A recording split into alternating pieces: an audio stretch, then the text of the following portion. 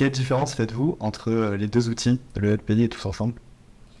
Alors, le LPI, c'est le livret de parcours inclusif qui est mis en place depuis l'année dernière, mais bon, tous les établissements ne sont pas encore en marche sur le LPI. Le LPI, c'est une plateforme aussi, mais c'est vraiment que des dépôts de documents.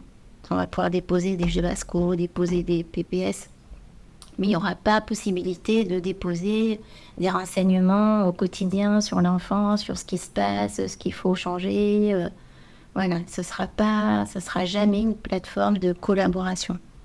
Non, je pense que le gros avantage de Tous Ensemble, c'est ça. C'est vraiment permettre cette collaboration partenariale autour du projet de l'enfant. Quel est pour vous l'intérêt d'utiliser Tous Ensemble en plus du LPI? Alors, les LPI, je pense que ça va être plutôt pour tous les outils institutionnels d'éducation nationale.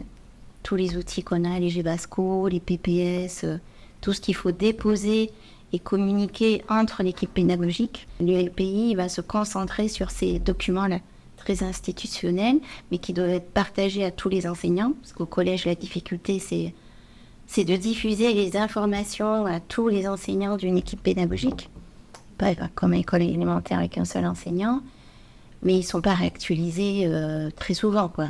Alors que Tous Ensemble, ça va permettre d'échanger vraiment au cours du temps, en temps réel, sur des changements, voilà, au fur et à mesure.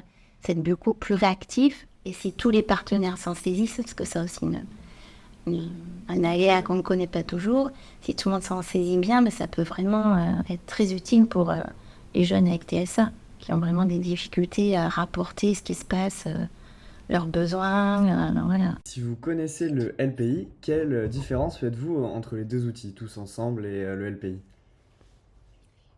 Alors, à la fois, je connais le LPI parce qu'on en entend parler depuis longtemps, et à la fois, je ne peux pas dire que je le connais complètement, puisqu'en fait, sur le terrain, il n'est toujours pas là.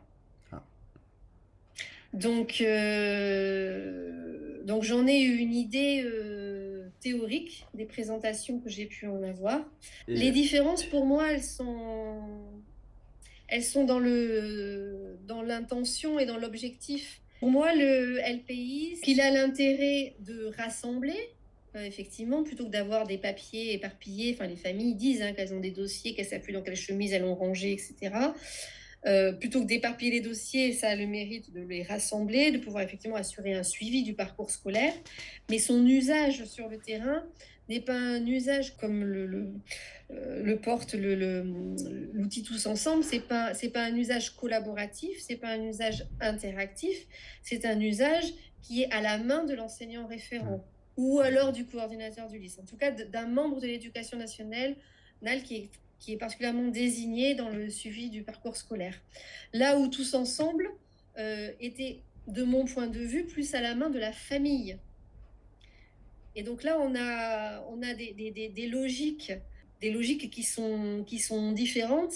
Et la logique de Tous Ensemble vient bousculer les pratiques habituelles où effectivement, c'est plutôt l'éducation nationale qui garde la main sur la question de la scolarité.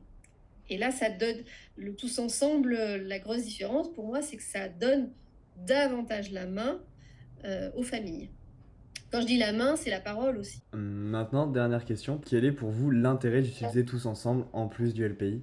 Pour moi, on n'est pas au même niveau l'outil répond pas au même niveau de préoccupation. Tous ensemble, on répond à une préoccupation de terrain, c'est-à-dire d'accompagner au jour le jour un adolescent dans sa scolarité. Peuvent être complémentaires du Et coup. le LPI, on est sur un accompagnement d'un parcours scolaire à un niveau beaucoup plus administratif.